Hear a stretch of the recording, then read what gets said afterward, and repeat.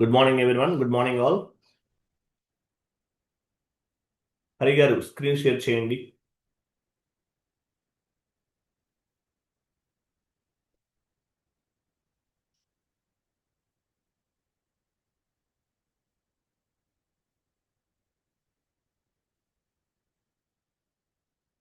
Chat box లో ఒక sheet ఉంది, ఓపెన్ చేయండి.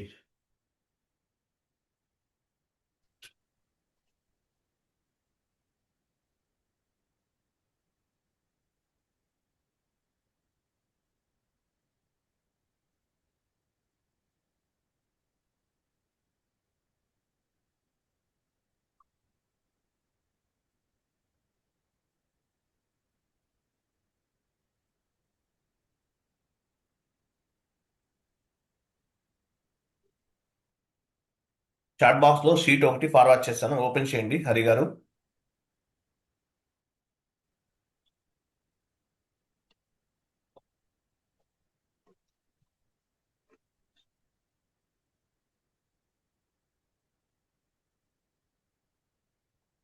చేశాను సార్. ఓపెన్ చేస్తాను. చాట్ బాక్స్ షీట్ కనిపించట్లేదే. మీరు ఎంటైర్ స్క్రీన్ చేయాలండి. స్క్రీన్ షేరింగ్ లో ఎంటైర్ స్క్రీన్ తీసుకోవాలి. షీట్ ఓపెన్ చేయండి. ఎంఎస్ వర్డ్ ఫార్మాట్ ఫార్వర్డ్ చేశాను కదా, ఓపెన్ చేయండి. సో ఈ షీట్ లో ఉన్నది మొత్తం చదవాలండి. ఇదంతా కూడా నోట్సే, చాలా ఇంపార్టెంట్.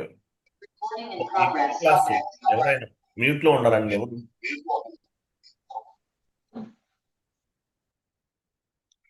ఈ షీట్ లో మీకు ఏమైతే కనిపిస్తుందో ఇది మొత్తం చదవాలి. చాలా చాలా ఇంపార్టెంట్ ఇంటర్వ్యూ పాయింట్ ఆఫ్ వ్యూలో. అలాగే మీకు సబ్జెక్ట్ అర్థం అవ్వాలన్నా కూడా ఇదంతా కూడా మీకు చాలా యూజ్ అవుతుంది. సో ఫస్ట్ చూడండి. ఫస్ట్ ఇది మొత్తం మీరు చదవాలి. నేను కూడా ఎక్స్ప్లెనేషన్ చెప్తాను. ఇంటర్వ్యూ పాయింట్ ఆఫ్ వ్యూలో కూడా మీకు అట్లీస్ట్ 2 క్వశ్చన్స్ వస్తాయి ఈ షీట్ నుండి. మినిమం 2 క్వశ్చన్స్ అనేవి వస్తాయి, కాబట్టి చదవాలి. ఫస్ట్ ఏముంది, మెయింటైన్ ఫిజికల్ ఇయర్ వేరియంట్. మనం లాస్ట్ క్లాస్లో చేసాం. ఫిజికల్ ఇయర్ వేరియంట్ అంటే మీనింగ్ ఏంటి? డౌన్కి వెళ్ళండి. What is mean by physical year? Physical year అంటే మీనింగ్ ఏంటి? Physical year is nothing but financial year. Physical year అంటే మీనింగ్ ఏంటి? సెలెక్ట్ చేయండి. అది మొత్తం నేను చదివేటప్పుడు సెలెక్ట్ చేయండి. ఫిజికల్ ఇయర్ అంటే మీనింగ్ ఏంటి? Physical year is nothing but financial year. OB29 అండి, ఫస్ట్ది అది. అది సో ఫిజికల్ ఇయర్ అంటే మీనింగ్ ఏంటి? Physical year is nothing but financial year. We are మన ఫిజికల్ ఇయర్ అంటే it is nothing but financial year. మనం ఏమంటాం? ఫైనాన్షియల్ ఇయర్ అంటాం కదా, దాన్ని ఎస్ఐపి టర్మినాలజీలో ఫిజికల్ ఇయర్ అంటారు. పైన ఎడిట్ అనేబులింగ్ పైన క్లిక్ చేయండి, అప్పుడు ఓపెన్ అవుతుంది మీకు అది. ఇప్పుడు వెళ్ళండి, సెలెక్ట్ అవుతుంది. చూడండి physical year. What is mean by physical year? Physical year అంటే మీనింగ్ ఏంటి? Physical year is nothing but financial year. మనం మామూలుగా ఫైనాన్షియల్ ఇయర్ అంటాం, దాన్ని ఎస్ఐపి టర్మినాలజీలో ఫిజికల్ ఇయర్ అంటారు. We are maintain 12 normal months or periods. 12 normal months ఉంటాయి, 4 special posting periods ఉంటాయి, స్పెషల్ పీరియడ్స్ ఉంటాయి. 12 మంత్స్ ఉంటాయి. 12 months is equal to 12 posting periods అంటారు. అలాగే స్పెషల్ పోస్టింగ్ పీరియడ్స్ ఒక 4 ఉంటాయి. Normal posting periods we are using for business transactions. Normal posting periods ఎందుకు ఉపయోగపడతాయి? రెగ్యులర్ బిజినెస్ ట్రాన్సాక్షన్స్ ఉపయోగపడతాయి. Special posting periods we can use for auditor adjustment entries. Special posting periods అనేవి auditor adjustment entry postings కోసం ఉపయోగపడతాయి. So physical year అంటే meaning ఏంటి? Physical year is nothing but financial year అని అర్థం. Financial year. తర్వాత what is mean by physical year variant? Physical year variant అంటే in general accounting terminology we are call as a financial year. General accounting టర్మినాలజీలో financial year అంటాము. SIP టర్మినాలజీలో we are call on the SIP terminology we are call as a physical year. Physical year అంటాం. Non SIP టర్మినాలజీలో అంటే general accounting టర్మినాలజీలో ఏమంటాము? General accounting టర్మినాలజీలో financial year అంటాం. సో అదే ఎస్ఐపి టర్మినాలజీలో ఫిజికల్ ఇయర్ ఉంటాం. మన ఇండియన్ ఫైనాన్షియల్ ఎప్పుడు స్టార్ట్ అవుతుంది? ఏప్రిల్ 1 స్టార్ట్ అవుతుంది. ఎవ్రీ ఇయర్ ఏప్రిల్ 1 నుంచి మన ఫైనాన్షియల్ ఇయర్ అనేది స్టార్ట్ అవుతుంది. మార్చి 31కి ఎండ్ అవుతుంది, గుర్తుపెట్టుకోవాలి. తర్వాత what is the difference between physical year and financial year? Physical year కి ఫైనాన్షియల్ ఇయర్ కి డిఫరెన్స్ ఏంటి? What is the difference between what is the difference between financial year and calendar year? Calendar year అనేది జనవరి 1 నుండి start అయ్యి December 31కి end అవుతుంది. కొన్ని countries లో April కాదండి, జనవరి స్టార్ట్ అవుతుంది, అది క్యాలెండర్ ఇయర్ అంటారు. ఫైనాన్షియల్ ఇయర్ అనేది జనవరి 1కి స్టార్ట్ అయ్యి డిసెంబర్ 31కి ఎండ్ అవుతుంది. మరి ఫిజికల్ ఇయర్ అంటే మీనింగ్ ఏంటి? ఏప్రిల్ 1కి స్టార్ట్ అయ్యి డిసెంబర్ 31కి క్లోజ్ అవుతుంది, మార్చ్ 31కి క్లోజ్ అవుతుంది ఫిజికల్ ఇయర్ అంటే. క్యాలెండర్ ఇయర్ వేరు, ఫిజికల్ ఇయర్ వేరు. క్యాలెండర్ ఇయర్ జనవరి 1 నుండి డిసెంబర్ 31 వరకు ఉంటుంది. ఫిజికల్ ఇయర్ ఏప్రిల్ 1 నుండి మార్చ్ 31 వరకు ఉంటుంది. ఏప్రిల్ 1 నుండి మార్చ్ 31 వరకు ఉంటుంది. ఇది ఫిజికల్ ఇయర్. ఓకే, సో ఒక్కొక్క కంట్రీలో ఒక్కోలా స్టార్ట్ అవుతుంది. ఇంకొక ఇమేజ్ లాంటిది ఉంది చూడు, ఓపెన్ చేయండి చాట్ బాక్స్ లో. చాట్ బాక్స్ లో ఒక ఇమేజ్ ఉంది చూడండి, ఎప్పటి నుంచి ఎప్పుడు దాని కిందనే ఉంది అది.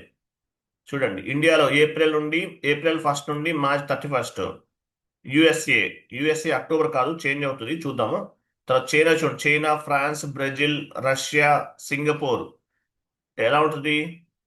చైనా, ఫ్రాన్స్, బ్రెజిల్, రష్యా జనవరి 1 నుండి డిసెంబర్ 31 అంటే క్యాలెండర్ ఇయర్ ఫాలో అవుతాయి.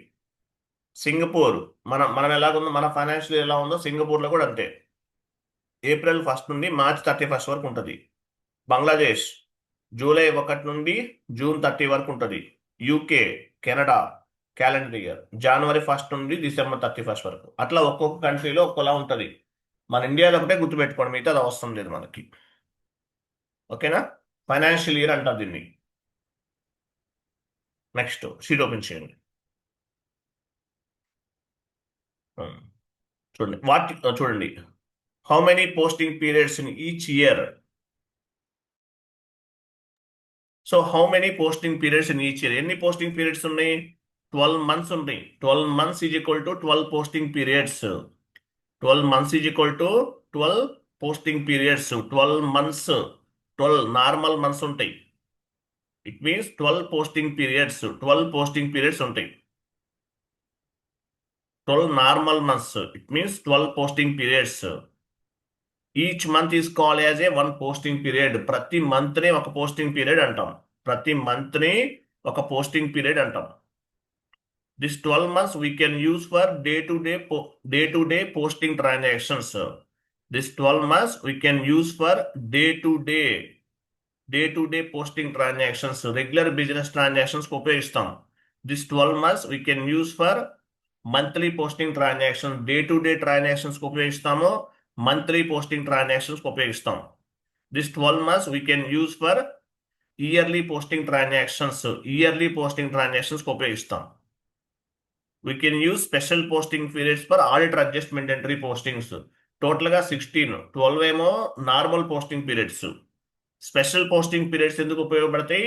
ఆడిటర్ అడ్జస్ట్మెంట్ ఎంట్రీ పోస్టింగ్స్ ఉపయోగపడతాయి. ఇది మొత్తం చదవాలి, చాలా ఇంపార్టెంట్. 12 months ఏమో regular posting periods, special posting periods అనేవి ఆడిటర్ అడ్జస్ట్మెంట్ ఎంట్రీ పోస్టింగ్స్ కోసం ఉపయోగపడతాయి. Next, what are the advantages of the special posting period? Interview question. What are the advantages of the special posting periods?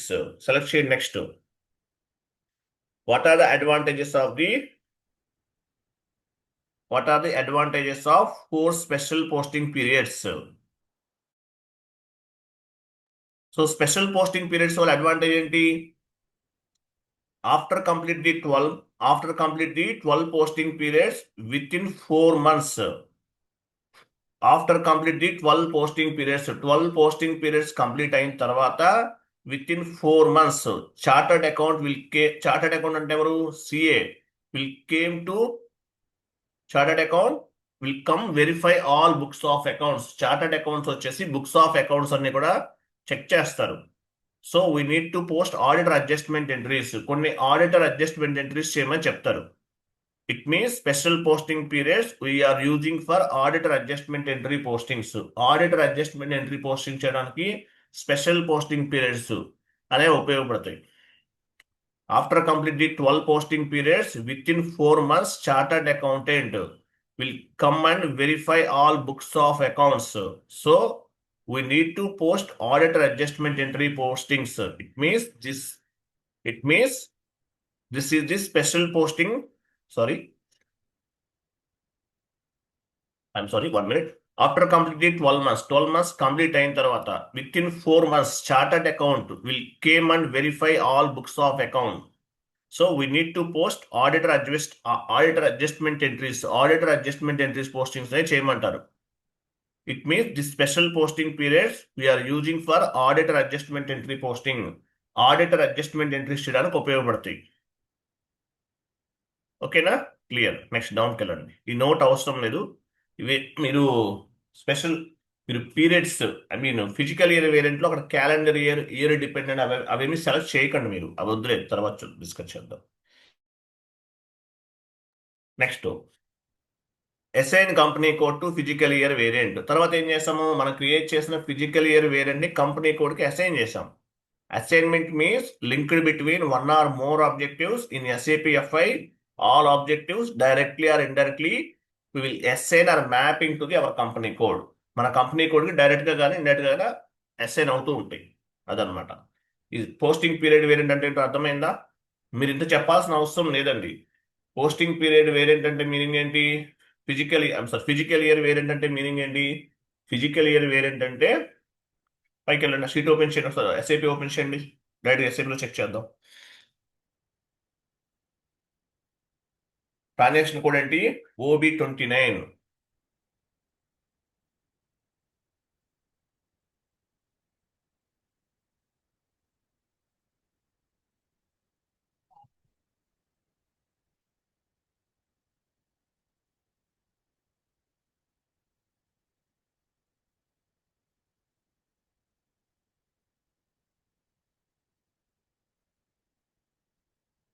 పొజిషన్కి వెళ్ళండి.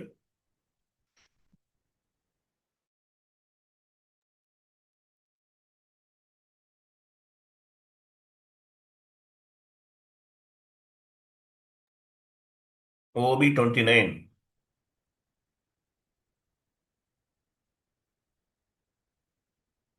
మనం ఏం create చేస్తాం? Physical year variant గుర్తుందా మీకు? పొజిషన్కి వెళ్ళి ఇవ్వండి. మీ company code 2 letter, first letter HV అనుకుంటా, హెచ్వి కంటిన్యూ చేయండి. అది ఆ ఫస్ట్ మనం క్రియేట్ చేసాం. దీన్ని ఏమంటారు? ఫిజికల్ ఇయర్ వేరియంట్ అంటారు. ఫిజికల్ ఇయర్ వేరియంట్ అంటే మామూలుగా మనం ఏమంటాము? ఫైనాన్షియల్ ఇయర్ అంటాం కదా. ఫైనాన్షియల్ ఇయర్ని ఎస్ఐపి టర్మినాలజీలో ఫిజికల్ ఇయర్ వేరియంట్ అంటారు. April 1st స్టార్ట్ అవుతుంది. Every year April 1st start అయ్యి మార్చ్ ఎండింగ్కి next year March 31st end అవుతుంది. ఓకేనా? 16 పోస్టింగ్ పీరియడ్స్ ఉంటాయి. 12 posting periods, common posting periods 12 ఉంటాయి. స్పెషల్ పోస్టింగ్ పీరియడ్స్ ఒక 4 ఉంటాయి. టోటల్గా 16 పోస్టింగ్ పీరియడ్స్ ఉంటాయి. ఓకే, నెక్స్ట్ ఇక్కడ మిమ్మల్ని అడిగేది ఏంటంటే స్పెషల్ పోస్టింగ్ పీరియడ్స్ వల్ల అడ్వాంటేజెస్ ఏంటి? ఆడిటర్ అడ్జస్ట్మెంట్ ఎంట్రీస్ పోస్ట్ చేయడానికి ఉపయోగపడతాయి. అలాగే ఒక్కోసారి ప్రాజెక్ట్ డిలే అవుతుంది, స్లో అవుతుంది, టెక్నికల్ ఇష్యూస్ వల్ల అవ్వకపోవచ్చు. అటువంటిప్పుడు కూడా స్పెషల్ పోస్టింగ్ పీరియడ్స్ అనేవి ఉపయోగపడతాయి. నెక్స్ట్ అసైన్ చేసాం. Next OBBO define posting period variant. Posting period variant OBBOలో క్రియేట్ చేసాం కదా. OBBOలో క్రియేట్ చేసాం. తర్వాత ఏం చేసాము? OB52లో కూడా అదే పోస్టింగ్ పీరియడ్ వేరియంట్లో పీరియడ్స్ని ఓపెన్ చేసాం, క్లోజ్ చేసాం. OB52 వెళ్ళండి.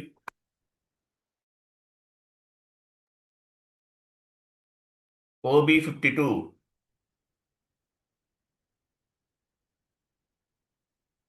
పొజిషన్కి వెళ్ళండి.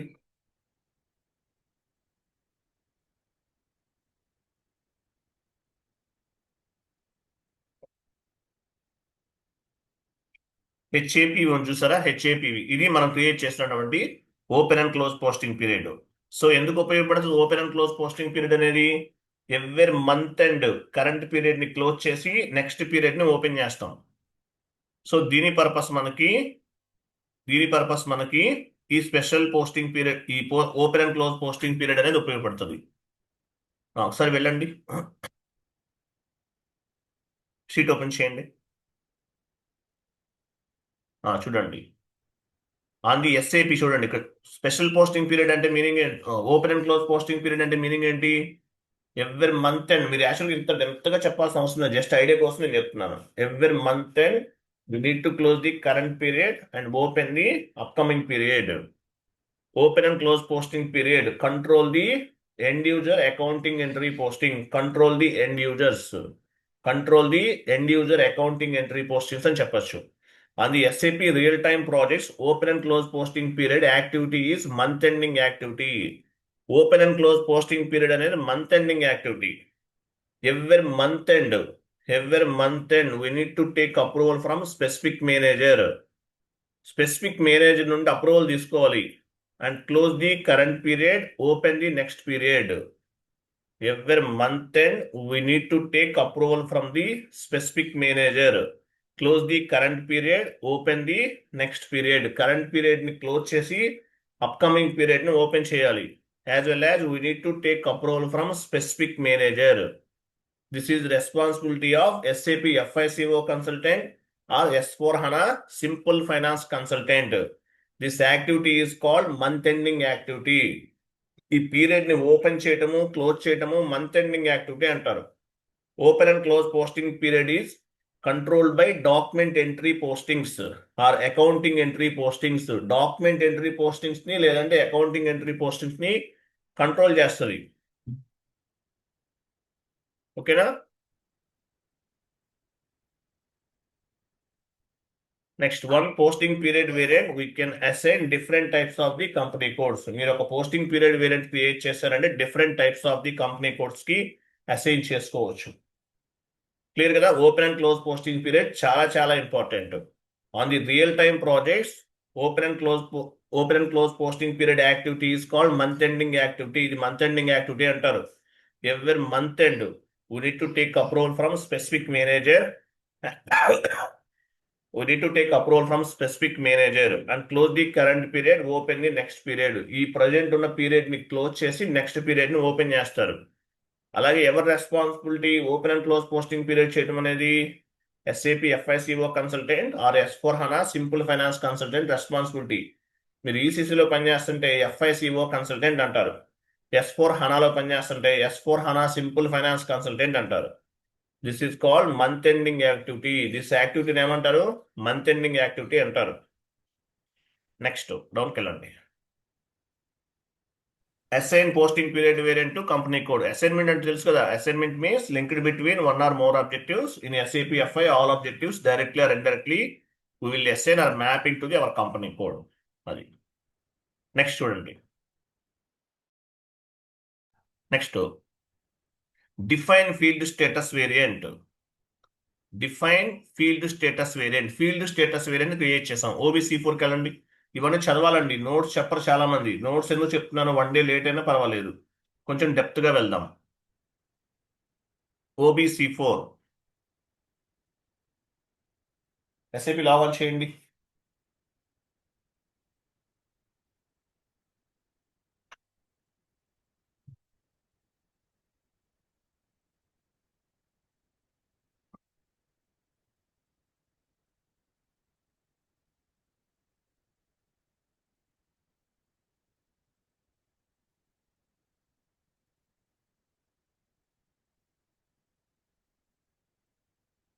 పొజిషన్కి వెళ్ళండి. మీ పోస్టింగ్ పీరియడ్ వేరియంట్ ఇవ్వండి. మీ కంపెనీ కోడ్ 2 letters ఇవ్వండి. FV అనుకుంటాం, ఇది PV ఇవ్వండి. సో దీన్ని ఏమంటారు? Posting period variant. లేదా పొజిషన్కి వెళ్ళి మళ్ళీ ఇవ్వండి కరెక్ట్గా. 2 stars ఇవ్వండి. మీ కంపెనీ కోడ్ ఇచ్చి ఆటోమేటిక్గా వచ్చేస్తుంది. అది సెలెక్ట్ చేయండి. సో దీన్ని ఏమంటారు? చూడండి, చాలా ఇంపార్టెంట్. దీన్ని ఏమంటారు? Field status variant. With help of field status variant we can control the end user fields. At the time of accounting entry posting, which field is required or which field is not required, we can control from the field status variant. Field status variant లో ఉన్నటువంటి field status groups నుంచి control చేస్తాం. ఆ field status గ్రూప్కి వెళ్ళండి. G001 double click చేయండి. ఇక్కడ చూడండి కొన్ని జనరల్ డేటాకి వెళ్ళండి. ఇక్కడ మనం సెలెక్ట్ చేసుకుంటాం based on the client requirement. At the time of accounting entry posting which field is required or which field is not required, we can control from the field status variant. Which field is required or which field is not required అనేది మనం field status variant నుంచి control చేసుకుంటాం. Suppress, required, optional ఇవన్నీ ఉన్నాయి. So ఒక accounting entry post చేసే టైంలో ఏ field అవసరం ఉంటుంది, ఏ ఫీల్డ్ అవసరం ఉండదు, ఇవన్నీ కూడా మనము ఎక్కడి నుంచి కంట్రోల్ చేసుకుంటాము, ఫీల్డ్ స్టేటస్ వేరియంట్ నుంచి కంట్రోల్ చేసుకుంటాం.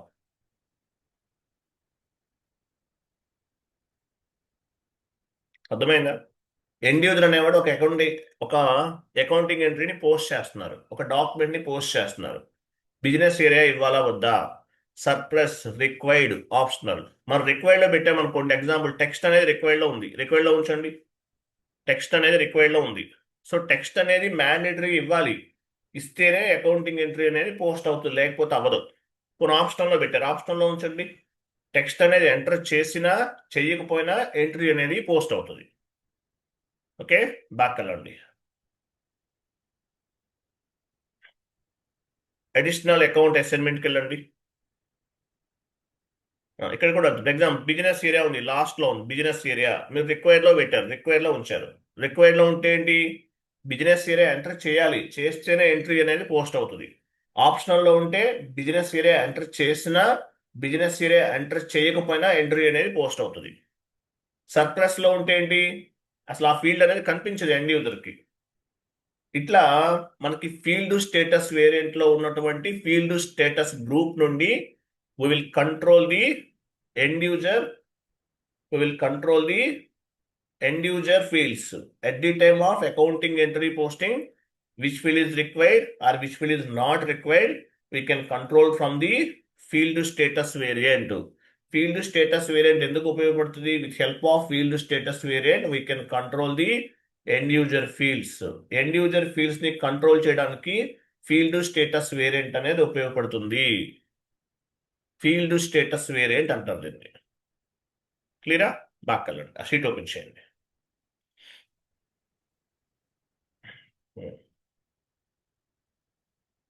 What is mean by field status variant? Field status variant is useful to control the end user fields at the time of accounting entry posting. ఈ ఒక్క పాయింట్ చెప్పండి, మొత్తం మీరు చెప్పాల్సిన అవసరం లేదు, ఇంటర్వ్యూలో ఇదంతా చెప్పాల్సిన అవసరం లేదు. ఫీల్డ్ స్టేటస్ వేరియంట్ అనేది ఎందుకు ఉపయోగపడుతుంది? With help of field status variant, we can control the end user fields at the time of accounting entry posting. Which field is required or which field is not required, we can control from the field status groups అని చెప్పాలి, అంతే. ఇదంతా చదవండి అంతే. Example చూడండి, field status variant is useful to control the end user fields at the time of accounting entry posting. The field status variant we can assign to the different types of the company codes. Multiple company codes కూడా assign చేయొచ్చు. It is controlled by the end user fields. End user accounting entry fields, accounting entry fields ని control చేయడానికి ఉపయోగపడుతుంది. ఒక financial transaction చేస్తున్నారు, business area ఇవ్వాలా వద్దా, cost centre ఇవ్వాలా వద్దా, ప్రాఫిట్ సెంటర్ ఇవ్వాలా వద్దా, ఇవన్నీ కంట్రోల్ చేయొచ్చు. At the time of accounting entry posting which field is required or which field is suppress, which field is display, which field is optional, we can control from the field status group. Field status group is part of the field status group is part of the field status variant. Field status groups ఎక్కడ ఉన్నాయి? Field status variant లో ఉన్నాయి. Field status variant లో ఉన్నటువంటి field status groups నుంచి control చేస్తాం. Field status groups ఎలా ఉన్నాయి? G001, G002, G003. ఇప్పుడు మనం జస్ట్ చూసాం కదా, అవి ఫీల్డ్ స్టేటస్ గ్రూప్స్ అన్నమాట. These groups we will assign to the different types of the GL accounts. ఈ ఫీల్డ్ ఈ గ్రూప్స్ ఎలా లింక్ అవుతాయి? GL అకౌంట్స్ క్రియేట్ చేస్తాం నెక్స్ట్ క్లాస్ లో. Tomorrow or day after tomorrow GL accounts create చేస్తాం. G001, G002 అనేది GL group GL అకౌంట్లో link అవుతాయి. అలాగే ఫీల్డ్ స్టేటస్ వేరియంట్ అనేది కంపెనీ కోడ్ కూడా లింక్ చేస్తాం. Field status group is linked field status group is linked G001, G002, G03. These groups we will assign to the GL accounts. Okay, GL account creation లో మనం assign చేస్తాం. We can control the field status. We can control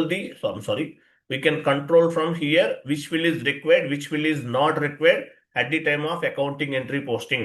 We have 75 parameters from debit side. We have 75 parameters from credit side.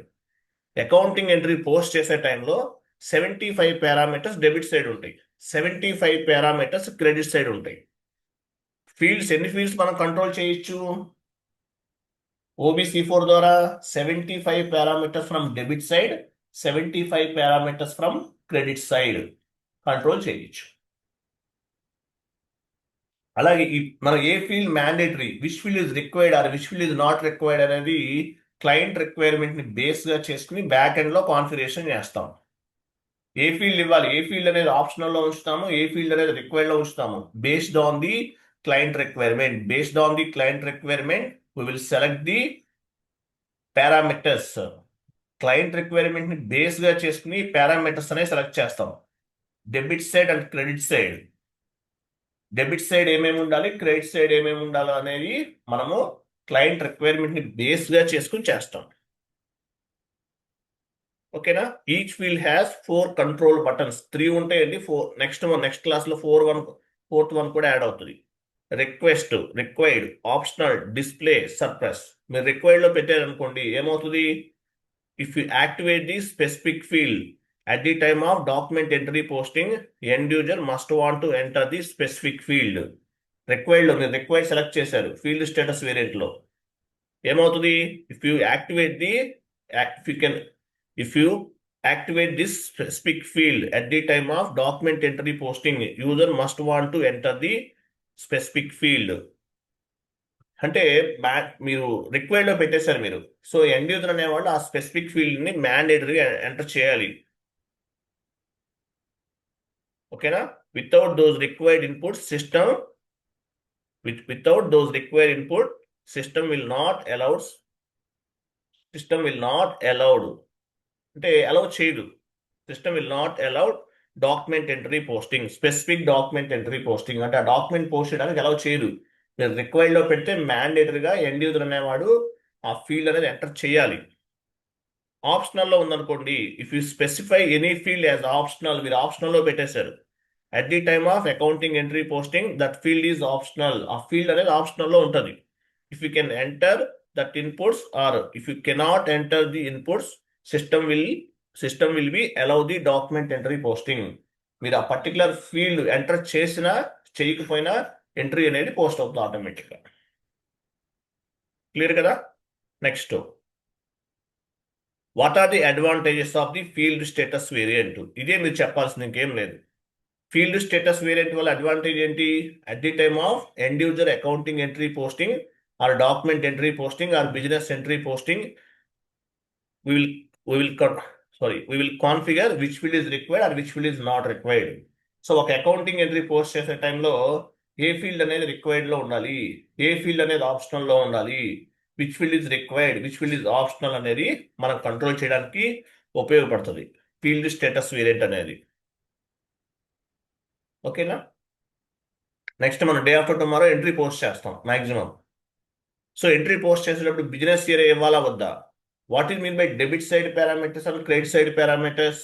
అంటే financial transaction చేసే టైంలో debit side and credit side parameters ఉంటాయి. We have 75 parameters from debit side, we have 75 parameters from credit side. Parameters అంటే ఏంటి? Business area, text field, profit center, cost center, segment. వీటిని ఏమంటారు? వీటిలన్నింటినీ కూడా వీటన్నింటినీ కూడా పారామీటర్స్ అంటారు. మనకు 75 పారామీటర్స్ డెబిట్ సైడ్ ఉన్నాయి, 75 పారామీటర్స్ అనేవి క్రెడిట్ సైడ్ ఉంటాయి. ఫీల్డ్ స్టేటస్ వేరియంట్ ని బేస్ గా చేసుకుని ఈ 75 పారామీటర్స్ ని మనం కంట్రోల్ చేస్తాం. నెక్స్ట్ చూడండి, assign company code to field status variant. So ప్రతిదీ అసైన్ చేయాలి. ఫీల్డ్ స్టేటస్ వేరియంట్ ద్వారా మనం ఇది కూడా ఫీల్డ్ స్టేటస్ వేరియంట్ ద్వారా అసైన్ చేస్తాం. Assignment means linked between one or more objectives in SAP FI. All objectives directly or indirectly will assign or mapping to our company code. Direct కావచ్చు, indirect కావచ్చు, ప్రతిదీ కూడా మనం కంపెనీ కోడ్కి assign చేస్తాం. Next చూడండి. నెక్స్ట్ సో ఇవన్నీ కూడా డాక్యుమెంట్స్. నెక్స్ట్ ఏంటి? సో ఇంతవరకు లాస్ట్ క్లాస్ అయిపోయింది. సో నెక్స్ట్ ఏం డిస్కస్ చేస్తున్నాము? Define documents type. డాక్యుమెంట్ అంటే ఏంటి? డాక్యుమెంట్ పైన ఎస్ఏ ఉంది. ఎస్ఏ ఉంటే జనరల్ లెడ్జర్ డాక్యుమెంట్ అని అర్థం. ఏబి ఉంది. ఏబి ఉంటే రివర్సల్ డాక్యుమెంట్ అని అర్థం. జిఎల్, ఇప్పుడు R2R అని చూసారా, ఇవన్నీ GL related team, GL related entries. SA document, AB document, GL team వాళ్ళు హ్యాండిల్ చేస్తారు R2R అనేది. తర్వాత ఏపీ అంటే అకౌంట్ పేయబుల్ అంటారు. Account payable end user point of వ్యూలో P2P కిందకు వస్తుంది. సో అకౌంట్ పేయబుల్ ఏమేమి డాక్యుమెంట్స్ ఉంటాయి? KR document, KZ document. KR అంటే మీనింగ్ ఏంటి? వెండార్ ఇన్వాయిస్ అని అర్థం. కేజెడ్ అంటే వెండార్ పేమెంట్ అని అర్థం. Document type classifying the accounting entry. Document type ఏం చేస్తుంది? Classify the accounting entry. Accounting ఎంట్రీని క్లాసిఫై చేస్తుంది. డాక్యుమెంట్ పైన ఎస్ఏ ఉంటే మీనింగ్ ఏంటి? జనరల్ లెడ్జర్ డాక్యుమెంట్ అని అర్థం. ఏబి ఉంటే రివర్సల్ అని అర్థం. కేఆర్ ఉంటే వెండార్ ఇన్వాయిస్ అని అర్థం. కేజెడ్ ఉంటే వెండార్ పేమెంట్ అని అర్థం. డిఏ ఉంటే నెక్స్ట్ చూడండి, account రిసీబుల్ O2C order to cash కిందకు వస్తుంది. డిఏ ఉంటే కస్టమర్ ఇన్వాయిస్ అని అర్థం. డిజెడ్ ఉంటే కస్టమర్ పేమెంట్ అని అర్థం. అంటే అవి సెలెక్ట్ చేస్తే కూడా ఇంపార్టెంట్ అండి. డిఆర్ అంటే కస్టమర్ ఇన్వాయిస్, డిజెడ్ అంటే కస్టమర్ పేమెంట్ అని అర్థం. ఏఏ ఉంటే అసెట్ అకౌంటింగ్. అసెట్ని పర్చేజ్ చేసినా లేదంటే అసెట్ని పర్చేజ్ చేశారు, డాక్యుమెంట్ పైన ఏముంటుంది? ఏఏ ఉంటుంది. ఏఎఫ్ అంటే డిప్రిసియేషన్, అసెట్ పైన అప్రిసియేషన్ డిప్రిసియేషన్ క్యాలిక్యులేట్ చేస్తారు. వీటిని ఏమంటారంటే ఏఏ ఉంటుంది. సో ఎస్ఏ డాక్యుమెంట్ అంటే day to day transactions.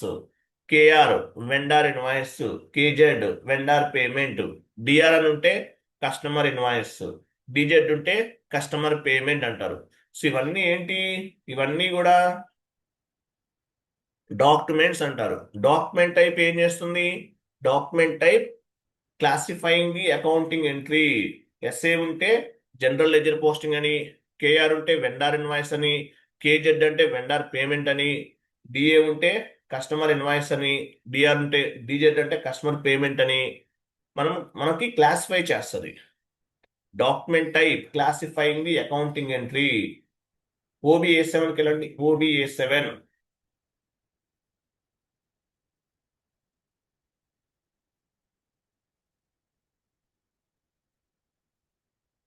/N OBA7.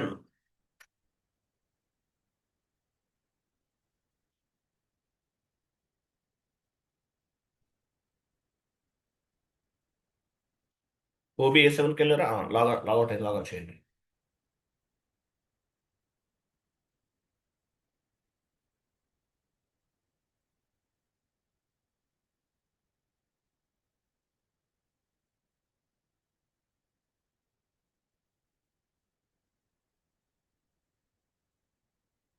ఇక్కడ టోటల్ ఎన్ని డాక్యుమెంట్స్ ఉన్నాయి ఎస్ఐపిలో చూడండి. లాస్ట్లో 57 డాక్యుమెంట్స్ ఉన్నాయి. కొంతమంది 99 ఫ్రీ డిఫైన్ డాక్యుమెంట్స్ అంటారు. ఇవన్నీ స్టాండర్డ్ డాక్యుమెంట్స్ అని అర్థం. స్టాండర్డ్ డాక్యుమెంట్స్ ఎస్ఐపిలో బై డిఫాల్ట్ గా డిఫైన్ చేస్తున్నాయి. Standard documents. పొజిషన్కి వెళ్ళి ఎస్ఏ తీసుకోండి. ఎస్ఏ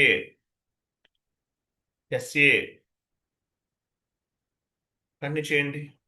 డబుల్ క్లిక్ చేయండి. ఎస్ఏ అంటే మీనింగ్ ఏంటి? జనరల్ లెడ్జర్ డాక్యుమెంట్ అని అర్థం. ఇక్కడ నంబర్ 1 జీరో నంబర్ రేంజ్ ఎంత ఉంది? 01 ఉంది. నంబర్ రేంజ్ ఇన్ఫర్మేషన్ పైన క్లిక్ చేయండి. Number range information. Company code ఇవ్వండి.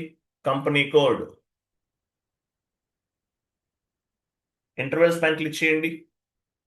మిడిల్ వన్ ఇది కాదు, పెన్సిల్ సింబల్ అని చూసారా, దానిపైన క్లిక్ చేయండి. సో 01 ఉంది కదా అక్కడ. నంబర్ రేంజ్ 01 ఇవ్వండి. ఇయర్ 2025. 1 to 500 ఇవ్వండి. 1 to 1000 ఇవ్వండి. పోనీ 1 to 1000. Enter save. సో ఎందుకు ఉపయోగపడుతుంది నంబర్ రేంజ్ అనేది? ఎస్ఏ డాక్యుమెంట్ పైన మీరు ఎన్ని ట్రాన్సాక్షన్స్ చేశారో ప్రతి దానికి కూడా ఒక నంబర్ అనేది వస్తుంది దీన్ని బేస్గా చేసుకుని. కంటిన్యూ చేయండి. చూడండి, ఎస్ఏ డాక్యుమెంట్, ఎస్ఏ 01 తీసుకున్నాం, ఫ్రమ్ నంబర్ టు నంబర్ ఇచ్చాం. ఈ నంబర్ రేంజ్ ఎందుకు ఉపయోగపడుతుంది? ఎస్ఏ డాక్యుమెంట్ పైన ఎస్ఏ డాక్యుమెంట్ పైన మీరు ఎన్ని ట్రాన్సాక్షన్స్ చేస్తారో అన్నిటికీ కూడా ఒక నంబర్ అనేది వస్తుంది. ఎలా వస్తుంది? ఈ నంబర్ రేంజ్ బేస్గా చేసుకుని వస్తుంది.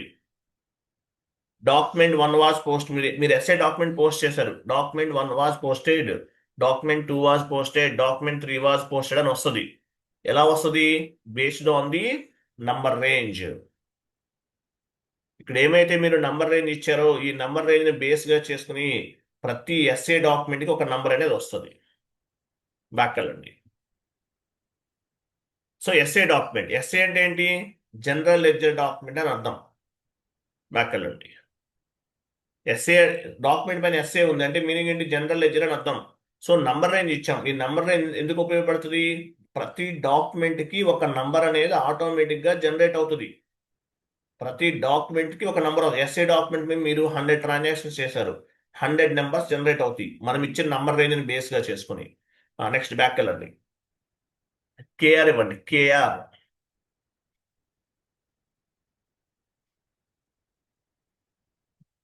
కేఆర్ అంటే ఏంటి? Vendor invoice. డబుల్ క్లిక్ చేయండి, కేఆర్ పైన డబుల్ క్లిక్ చేయండి.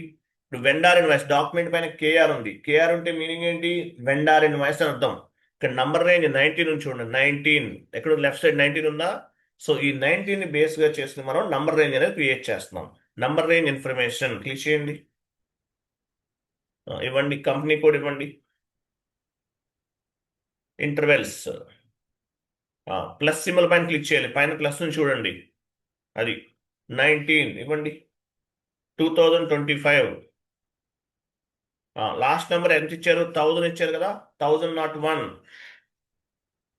1000 అయిపోయింది, కింద చూడండి. నెక్స్ట్ నెంబర్ తీసుకోవాలి, 1001 నుండి 2000 ఇస్తున్నాం, ఇవ్వండి. సో ఈ నంబర్ రేంజ్ బేస్ గా చేసుకుని మీరు కేఆర్ డాక్యుమెంట్ పోస్ట్ చేసిన ప్రతిసారి ఒక నంబర్ అనేది జనరేట్ అవుతుంది. డాక్యుమెంట్ నంబర్ జనరేట్ అవుతుంది. ఈ నంబర్ ని బేస్ గా చేసుకుని document as well as document relevant information ని మనం ఫైండ్ అవుట్ చేయొచ్చు. ఓకేనా? సేవ్.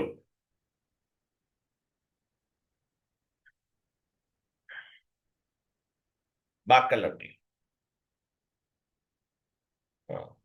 కేఆర్ తర్వాత బాక్ వెళ్ళండి. కేజెడ్, కేజెడ్ అంటే ఏంటి?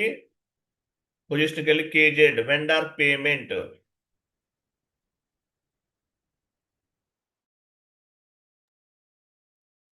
ఫిఫ్టీన్ ఉంది, నంబర్ రేంజ్ ఇన్ఫర్మేషన్ ఇవ్వండి. కంపెనీ కోడ్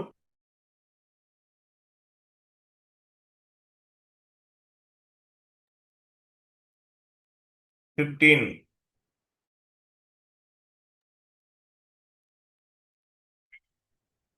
ఇవ్వండి. సో ఎంత ఇచ్చాం? 2000 ఇచ్చాం కదా, 2000 నెక్స్ట్ నెంబర్ తీసుకోవాలి. మీరు అగైన్ 2000 తీసుకుంటే ఇంటర్వెల్ ఓవర్లాప్ అవుతుంది. 2000 నుండి 3000. ఇది ప్రాజెక్ట్ లోకి వెళ్తే లాక్స్ లో తీసుకుంటారు, లాక్స్ లో తీసుకుంటారు. ఇది డెమో కాబట్టి మనం హండ్రెడ్స్ లో తీసుకుంటున్నాం. Enter, save.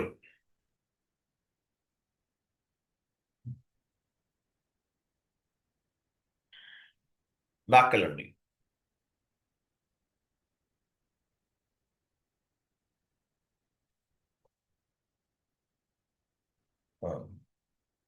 కేఆర్ తర్వాత KZ vendor payment. KZ, SA అంటే జనరల్ లెడ్జర్, కేఆర్ అంటే వెండార్ ఇన్వాయిస్, కేజెడ్ అంటే వెండార్ పేమెంట్.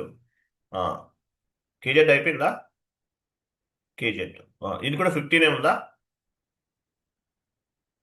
ఇచ్చేసాం కదా, కేజెడ్ అయిపోయింది. నెక్స్ట్ డిఆర్, బ్యాక్ వెళ్ళండి. డిఆర్ తీసుకోండి, ఇది ఇచ్చేసాం మనం. డిఆర్ అంటే కస్టమర్ ఇన్వాయిస్. పొజిషన్కి వెళ్ళి డిఆర్ కస్టమర్ ఇన్వాయిస్. 18 ఉంది, నంబర్ రేంజ్ ఎంత? 18 ఇవ్వండి.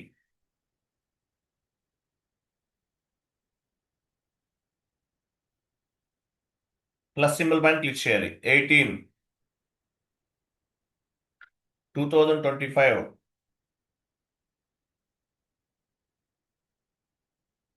ఇయర్ ఇవ్వండి.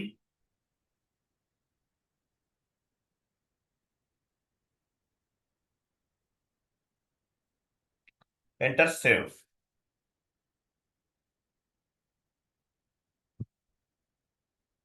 కంటిన్యూ. నెక్స్ట్ బ్యాక్ వెళ్ళండి. డీజెడ్ అంటే కస్టమర్ పేమెంట్. 14 ఉంది నంబర్ రేంజ్ ఇన్ఫర్మేషన్.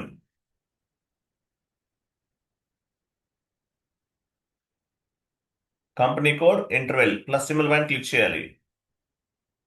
ఇవ్వండి 14/2025.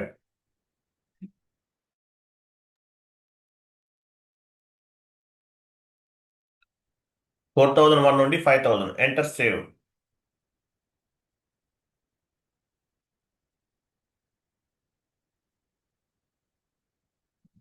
Back colour.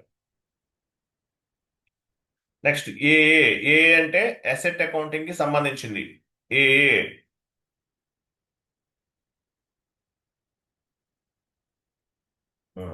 01 ఆల్రెడీ ఇచ్చేసాం కదా, అవసరం లేదు. 01 క్రియేట్ చేసాం. 01 కదా, ఎక్కడ వెయిట్ 01 చూసారు నెంబర్ ఎక్కడ చూడండి. 01 చూపించదు. 01 నంబర్ రైజ్ ఇన్ఫర్మేషన్కి వెళ్ళండి. కంపెనీ కోడ్ ఇవ్వండి. ఇంటర్వెల్ 01 ఆల్రెడీ ఉంది చూసారా, అది ఇంకా అవసరం లేదు, దీనికి చేయాల్సిన అవసరం లేదు. మీరు ఏమైనా రాంగ్ గా క్రియేట్ చేశారు, డిలీట్ ఎలా చేస్తారు? సెలెక్ట్ చేయండి, ఏదైనా ఒక సెలెక్ట్ చేయండి. పైన మైనస్ సింబల్ ఉంది చూసారా, అది క్లిక్ చేయకండి, మీరు చేయకండి. సో దానిపైన క్లిక్ చేస్తే ఆ లైన్ అనేది డిలీట్ అయిపోతుంది. ఓకే, అది కూడా ట్రాన్సాక్షనల్ డేటా లేకుండా ఉంటే. ట్రాన్సాక్షనల్ డేటా ఉంటే డిలీట్ అవ్వదు. మీరు ఎంట్రీస్ పోస్ట్ చేశారనుకోండి, ఆ నంబర్ రేంజ్లో డిలీట్ అవ్వదు. ఎంట్రీస్ పోస్ట్ చేయకపోతే మాత్రం డిలీట్ అవుతుంది. బాక్కెళ్ళండి. So number range document type S A అంటే general ledger, K R vendor invoice, KZ vendor payment, D R customer invoice, D Z customer payment. ఇవన్నీ ఏంటి? Documents. Document type classifying the accounting entry. A A asset accounting, A F asset depreciation. ఇవన్నీ ఏంటి? వీటిని ఏమంటారు? Documents type అంటారు. Document type అంటే classifying the accounting entry అని అర్థం. అకౌంటింగ్ ఎంట్రీని క్లాసిఫై చేస్తుంది. అర్థమైందా? అకౌంటింగ్ ఎంట్రీని క్లాసిఫై చేస్తుంది. అది షీట్ ఓపెన్ చేయండి. షీట్ పైకి వెళ్ళండి, టాప్కి వెళ్ళండి, కొంచెం ఒకసారి పైకి వెళ్ళిపోండి. షీట్ ఇమేజ్ ఉంది కదా, గ్లోబల్ పారామీటర్స్. ఇంకా పైకి వెళ్ళండి, ఇంకా పైకి వెళ్ళండి. అక్కడే ఉంది ఇమేజ్, ఫస్ట్ లో ఉంది. ఇంకా పైకి ఫుల్ టాప్ వెళ్ళిపోండి, ఫుల్ టాప్ వెళ్ళిపోండి. ఇది ఇమేజ్, ఎల్లో కలర్ ఇమేజ్ చూడండి. మనం లాస్ట్ క్లాస్లో ఎక్కడ వరకు డిస్కస్ చేసాము? Field status variant 8th point వరకు డిస్కస్ చేసాం. 7th పాయింట్ వరకు డిస్కస్ చేసాం. Assign company code to field status variant OBC5 వరకు చేసాం. తర్వాత ఏం చేసాం? Define document type OBA7. Documents అనేవి ఇప్పుడు చెక్ చేసాం కదా, ఎస్ఏ డాక్యుమెంట్, కేఆర్ డాక్యుమెంట్, అవన్నీ OBA7 లో ఉన్నాయి. Define document number range. So number range కూడా క్రియేట్ చేసాం. FBN1 OBA7 ద్వారా డైరెక్ట్ గా క్రియేట్ చేసాం. డాక్యుమెంట్ టైప్ ఎస్ఏపీలో ఎన్ని డాక్యుమెంట్స్ ఉన్నాయి? అరౌండ్ 57 డాక్యుమెంట్స్ ఉన్నాయి. స్టాండర్డ్ డాక్యుమెంట్స్ అంటారు. Document type classifying the accounting entry.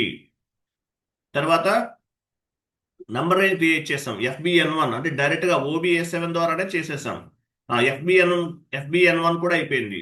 OBA7 ద్వారా డాక్యుమెంట్ టైప్ ద్వారా క్రియేట్ చేసేసాం డైరెక్ట్ గా. లేదంటే FBN1 ద్వారా కూడా చేయొచ్చు. ఎస్ఏపీలో FBN1కి వెళ్ళండి.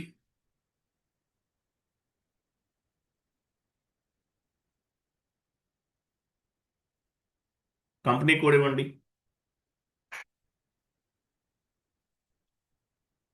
ఇంటర్వల్స్ పైన క్లిక్ చేయండి.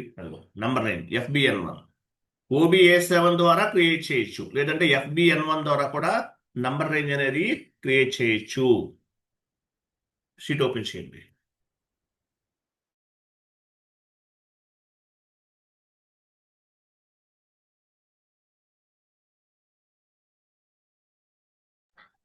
డౌన్కి వెళ్ళండి. డాక్యుమెంట్స్ టైప్ అంటే ఏంటో చూద్దాం. డౌన్కి వెళ్ళండి.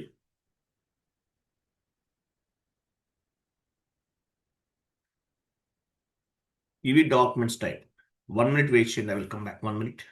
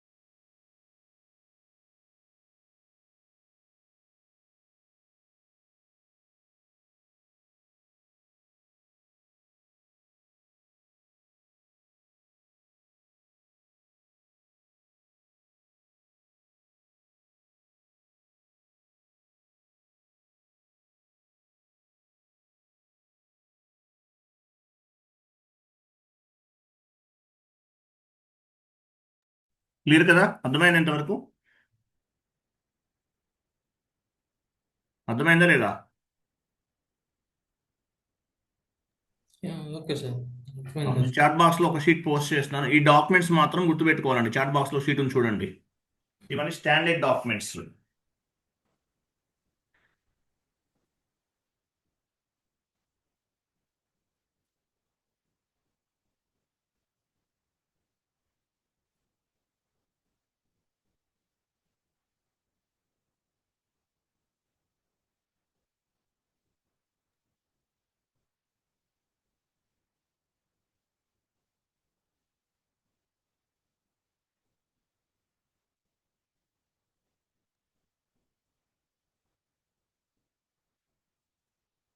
ఇవన్నీ స్టాండర్డ్. మనం వీటికి నెంబర్ రేంజ్ క్రియేట్ చేస్తాం. ఈ డాక్యుమెంట్స్ అన్ని గుర్తుపెట్టుకోండి. ఎస్ఏ అంటే జనరల్ లెడ్జర్, కేఆర్ అంటే వెండార్ ఇన్వాయిస్, కేజెడ్ అంటే వెండార్ పేమెంట్, డిఆర్ అంటే కస్టమర్ ఇన్వాయిస్, డిజెడ్ అంటే కస్టమర్ పేమెంట్, ఏ అంటే అసెట్ అకౌంటింగ్ సంబంధించిన డాక్యుమెంట్. వీటికి నెంబర్ రేంజ్ అనేది క్రియేట్ చేస్తాం మనం. ఓకే, నెక్స్ట్ షీట్ ఓపెన్ చేయండి.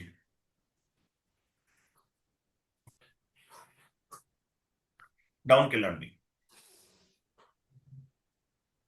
Document type classifying the accounting entry.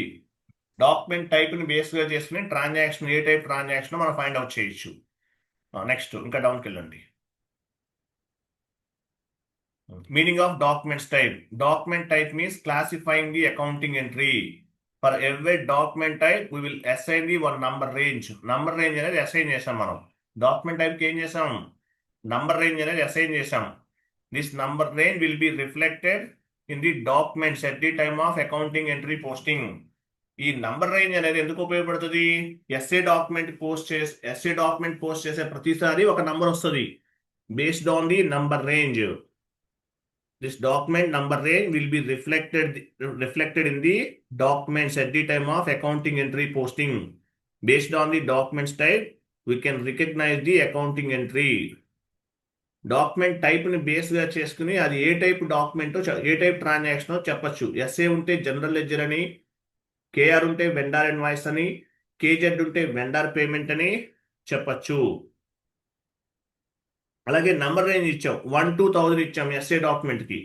ప్రతి డాక్యుమెంట్ కి కూడా ఒక నంబర్ అనేది వస్తుంది ఈ నంబర్ రేంజ్ ని బేస్ గా చేసుకుని. Document type means classifying the accounting entry. For every document type we will assign one number range. This number range will be reflected in the document at the time of accounting entry posting. Accounting entry post చేసే టైంలో reflect అవుతుంది. Based on the document type, we can recognize the accounting entry. SA ఉంటే general ledger అని, KR ఉంటే vendor invoice అని, KZ అంటే vendor payment అని, DR ఉంటే కస్టమర్ ఇన్వాయిస్ అని, డిజెడ్ ఉంటే కస్టమర్ పేమెంట్ అని మనం రికగ్నైజ్ చేయొచ్చు. తర్వాత చూడండి, నంబర్ రేంజ్ క్రియేట్ చేసాం. Why do we need to create the document number range? FBN1 అంటే OBS7 ద్వారా క్రియేట్ చేసాం, లేదంటే FBN1 ద్వారా కూడా క్రియేట్ చేయొచ్చు. It is document number range అనేది ఎందుకు ఉపయోగపడుతుంది? It helps to identify the document and document relevant information. ఇప్పుడు ఎగ్జాంపుల్ 1 lakh డాక్యుమెంట్స్ పోస్ట్ చేస్తారు. ఎగ్జాంపుల్ ప్రాజెక్ట్లోకి వెళ్ళారనుకోండి, ఒక 1 lakh ట్రాన్సాక్షన్స్ ఉన్నాయి. ప్రతి డాక్యుమెంట్కి ఒక నంబర్ ఉంటుంది. ఆ నంబర్ అనేది మనం FBN1 లో ఇచ్చిన నంబర్ రేంజ్ని బేస్గా చేసుకుని పిక్ అవుతుంది. రమ్ నెంబర్ 2 నెంబర్ ఇచ్చాం కదా, ఆ నంబర్ అనేది ప్రతి డాక్యుమెంట్కి ఒక నంబర్ వస్తుంది. ఒక 10,000 ట్రాన్సాక్షన్స్ చేశారు. సో 10,000 ట్రాన్సాక్షన్స్కి 10,000 నంబర్స్ ఉంటాయి. ఒక్కో దానికి ఒక్కొక్క నంబర్ ఉంటుంది. సో నంబర్ని బేస్గా చేసుకుని డాక్యుమెంట్ని ఫైండ్ అవుట్ చేయొచ్చు. డాక్యుమెంట్ రిలవెంట్ ఇన్ఫర్మేషన్ని ఫైండ్ అవుట్ చేయొచ్చు. మీకు డాక్యుమెంట్ నెంబర్ 1000 నెంబర్ ఇన్ఫర్మేషన్ కావాలి, మనకు ఒక టీ కోడ్ ఉంటుంది. FB03 ట్రాన్సాక్షన్లోకి వెళ్ళి ఆ డాక్యుమెంట్ నెంబర్ ఇస్తే డాక్యుమెంట్ని ఫైండ్ అవుట్ చేయొచ్చు, డాక్యుమెంట్ రిలవెంట్ ఇన్ఫర్మేషన్ కూడా ఫైండ్ అవుట్ చేయొచ్చు. Number range creation is one kind of the year ending activity. ఈ-రెండింగ్లో చేస్తారు. నెక్స్ట్ చూడండి, define tolerance group. Tolerance group OBA4 ఇచ్చేయాలి. టోలరెన్స్ గ్రూప్ అంటే మీనింగ్ ఏంటి? Tolerance group is nothing but employees authorisation group. ఒక ఎంప్లాయీకి ఆథరైజేషన్ ఇవ్వడానికి టోలరెన్స్ గ్రూప్ అనేది ఉపయోగపడుతుంది. tolerance group is nothing but employees authorization group. Only specific authorization employees can post the accounting entries in the group. Tolerance group is tolerance group control the tolerance group is tolerance group contains authorization content. Authorization వస్తుంది tolerance group ద్వారా. First tolerance group create చేద్దాం, మీకు అర్థమవుతుంది ఇక్కడ. OBA4కి వెళ్ళండి. Tolerance group is nothing but employees authorisation group. ఒక ఎంప్లాయీకి ఆథరైజేషన్ ఇవ్వడానికి టోలరెన్స్ గ్రూప్ అనేది ఉపయోగపడుతుంది. ఒక ఎంప్లాయీకి ఆథరైజేషన్ ఇవ్వడానికి టోలరెన్స్ గ్రూప్ అనేది ఉపయోగపడుతుంది.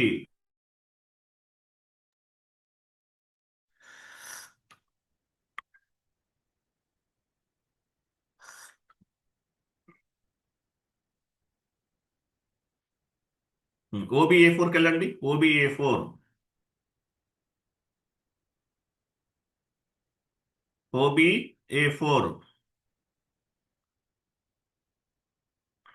సో ఎస్ఏపిలో డిఫరెంట్ టోలరెన్స్ గ్రూప్స్ ఉంటాయి.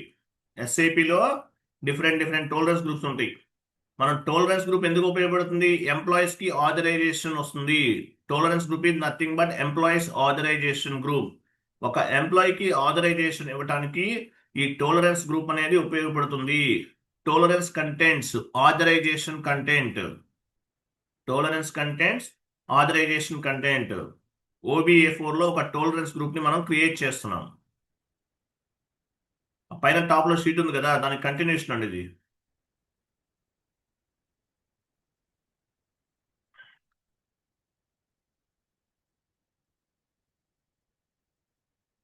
నివింట్రీకి వెళ్ళండి.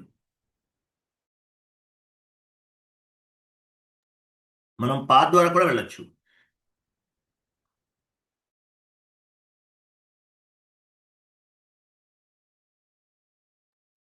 ఫస్ట్ గ్రూప్ ఇవ్వండి. ఏమిద్దాం? మీ కంపెనీకి 2 లెటర్స్ ఇవ్వండి.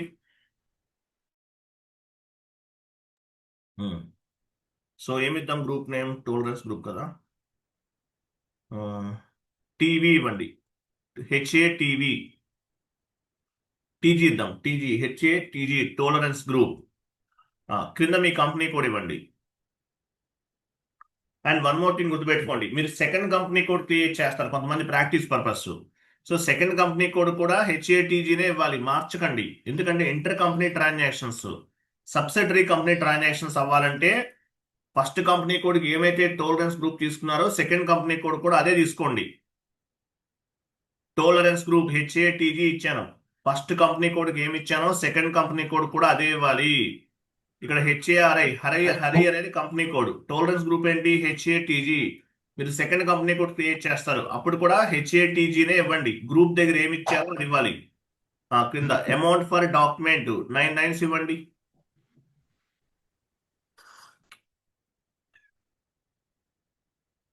Amount for document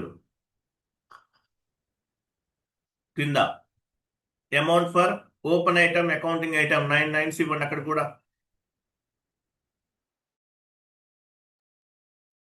cash discount for line item 5% ఇవ్వండి. కింద సాక్రిఫైస్ అమౌంట్స్ కూడా కాన్ఫిగరేషన్ చేస్తాను. క్యాష్ డిస్కౌంట్స్ అవి ఇవ్వాలంటే సాక్రిఫైస్ అమౌంట్ 5% తీసుకుంటున్నాం. మీరు ప్రాజెక్ట్లోకి వెళ్తే మీ క్లయింట్ నడి తీసుకోవాలి. ఇక్కడ రెవెన్యూ ఎక్స్పెన్స్ 100 ఇవ్వండి. పర్మిటెడ్ పేమెంట్ డిఫరెన్సెస్ 100 కింద కూడా 100. నెక్స్ట్ బాక్సెస్లో 5% ఇవ్వండి.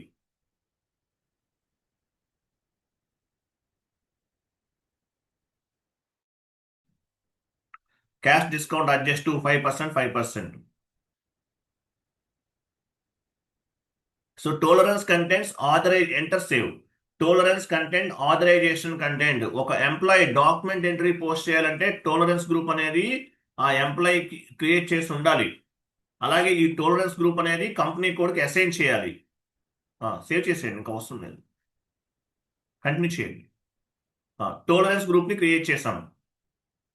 Tolerance group is nothing but employees authorisation group. ఒక ఎంప్లాయీకి ఆథరైజేషన్ ఇవ్వడానికి పనికొస్తుంది టోలరెన్స్ గ్రూప్ అనేది. డౌన్కి వెళ్ళండి, షీట్ ఓపెన్ చేయండి.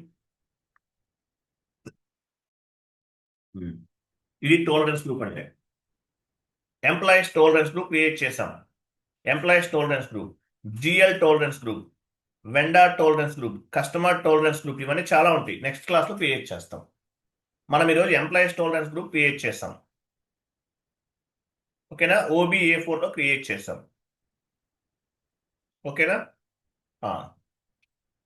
టాప్లోకి వెళ్ళిపోండి, పైకి వెళ్ళండి. పైన షీట్ ఉంది కదా టాప్లో. Define tolerance group for employees 10th configuration చేసాం మనం. అలాగే 11th కాన్ఫిగరేషన్ చేయట్లేదు, నేను వదిలేస్తున్నాను. ఎర్రర్ ఫామ్ అవుతుంది, ఎర్రర్ వచ్చినప్పుడు చెప్తాను మీకు నేను.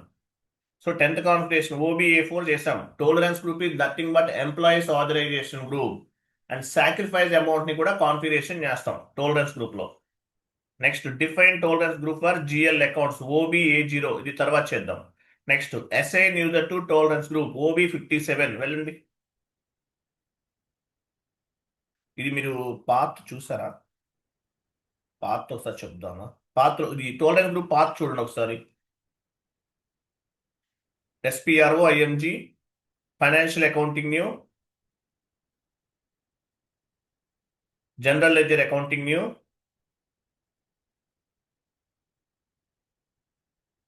General ledger accounting new, business transaction, open item clearing, డౌన్కి వెళ్ళండి.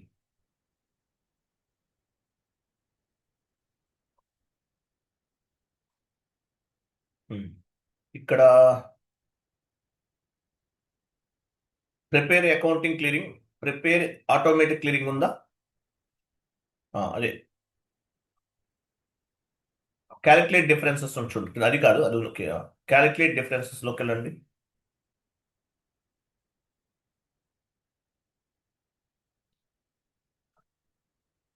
క్యాలిక్యులేట్ డిఫరెన్స్ లోకి వెళ్ళండి.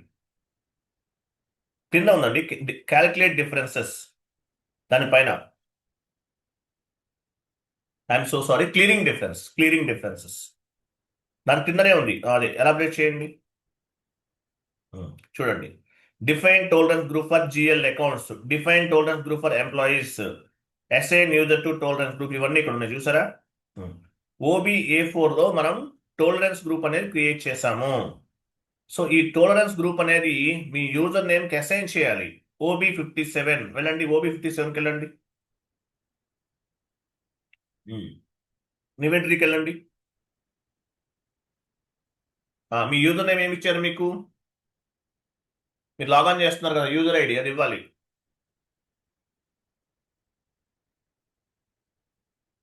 యూజర్ ఐడి మీరు లాగాన్ చేస్తున్నారు కదా, ఇవ్వండి.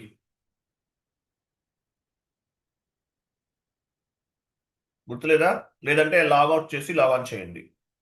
ఇక్కడ లాగాన్ పైన క్లిక్ చేయండి. లాగాన్ ఇక్కడ వస్తుంది కదా, ఇవ్వండి. అది 27 యూజర్ 14.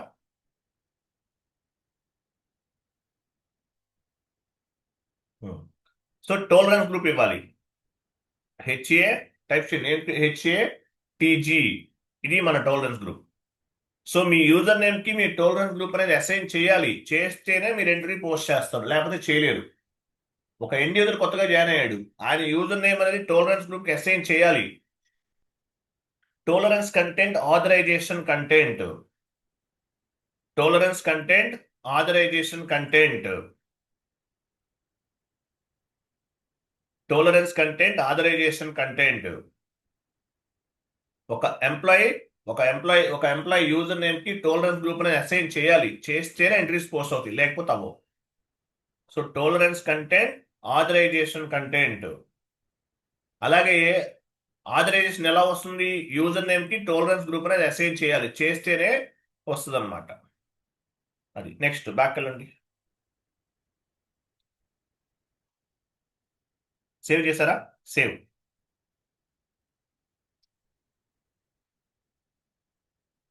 కంప్లీటెడ్. షీట్ ఓపెన్ చేయండి. Tolerance content, authorization content. We have different types of the tolerance group: vendor tolerance group, customer tolerance group, GL tolerance group, employees tolerance group. So మనం OBA7 57 OB 12th configuration వరకు చేసాం. Next enter global parameters OBY6. వెళ్ళండి. OBY6 అంటే ఏంటి? Enter global parameters, company code, global data. మీరు ఇప్పటి వరకు ఏమేం చేశారనేది OBY6 లో చెక్ చేసుకోవచ్చు. వెళ్ళండి OBY6.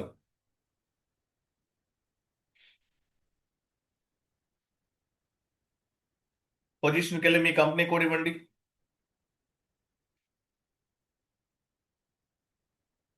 డబుల్ క్లిక్ చేయండి. ఇప్పటి వరకు మీరు ఏం క్రియేట్ చేశారు? మీ కంపెనీ కోడ్ ఏంటి? HARI పైన కనిపిస్తుంది చూడండి. HARI, హరి. తర్వాత Hari steel private limited, Hyderabad. Country, country అంటే this company code belongs to which country? IN. Currency INR. ఈ కరెన్సీని ఏమంటారు? Company code currency, local currency అంటారు. మీ గ్రూప్ ఆఫ్ కంపెనీ ఏంటి? HARI, హరి. కంపెనీ చూపించండి. కింద హరి, అది కంపెనీ కోడ్. కంపెనీ కూడా హరియే కదా, అది హరి. తర్వాత క్రెడిట్ కంట్రోల్ ఏరియా క్రియేట్ చేశారు. HACA. Physical year variant HV. తర్వాత field status variant HAFV. Posting period variant HAPV. ఇవన్నీ క్రియేట్ చేశారు. ఇవన్నీ గుర్తుపెట్టుకోవాలి. మనకు ఆల్మోస్ట్ ఇక్కడ OBY6 లో కనిపిస్తుంది. దీన్ని కంపెనీ కోడ్ గ్లోబల్ డేటా అంటారు. కంపెనీ కోడ్ గ్లోబల్ డేటా అంటారు. గ్లోబల్ డేటా అంటే కంపెనీ కోడ్ సంబంధించిన కంప్లీట్ ఇన్ఫర్మేషన్ అంతా వచ్చేస్తుంది. ఎలా వచ్చింది? మనం అసైన్ చేసాం. కంపెనీ కోడ్కి ప్రతిదీ అసైన్ చేసాం. అసైన్ చేయడం వల్ల వచ్చింది. అది రైట్. షీట్ ఓపెన్ చేయండి. నెక్స్ట్ ఇంకా ఉన్నాయి గ్లోబల్ పారామీటర్స్, ఇంకా ఉన్నాయి. రేపు చేద్దాం. ఇంకా రేపు కొన్ని ఎంట్రీస్ కొన్ని క్రియేట్ చేసి రేపు టుమారో ఆ day after tomorrow entry post చేద్దాం. క్లియర్ కదా? ఇవన్నీ ఈ షీట్ మొత్తం చదవండి. నెక్స్ట్ క్లాస్ నుండి ఇంత డెప్త్గా ఉండదు, ఇంత కష్టంగా కూడా ఉండదు మీకు. ఇది కొంచెం లెంతీ టాపిక్. ఇది ఈ గ్లోబల్ పారామీటర్స్ అనేది. మిగతావన్నీ ఈజీగా ఉంటుంది. ఈ షీట్ ఒకటే ఎక్కువ ఉంటుంది. తీరి చదువుకోవాలి. ఎందుకంటే ఇంటర్వ్యూ పాయింట్ ఆఫ్ వ్యూలో మినిమం 2 క్వశ్చన్స్ వస్తాయి కాబట్టి ఇది మొత్తం చదవాలి. షీట్ కూడా నేనే ప్రిపేర్ చేశాను. మొత్తం చదవండి. షార్ట్ కట్ వేలో గుర్తుపెట్టుకోవాలి.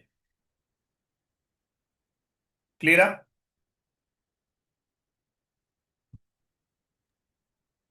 Clear sir. So next class same time. ఓకేనా? ఈ నెంబర్ ఎవరి? 8274 ఎవరు? ఈయన మొబైల్ నెంబరా ఏంటది? రికార్డ్ అవుతుంది చెప్తున్నాను, మార్చట్లేదు ఆయన. ఆ నెంబర్తో ఎవరు లేరు. మరి ఎవరైనా నెంబర్తో జాయిన్ అవుతున్నారు?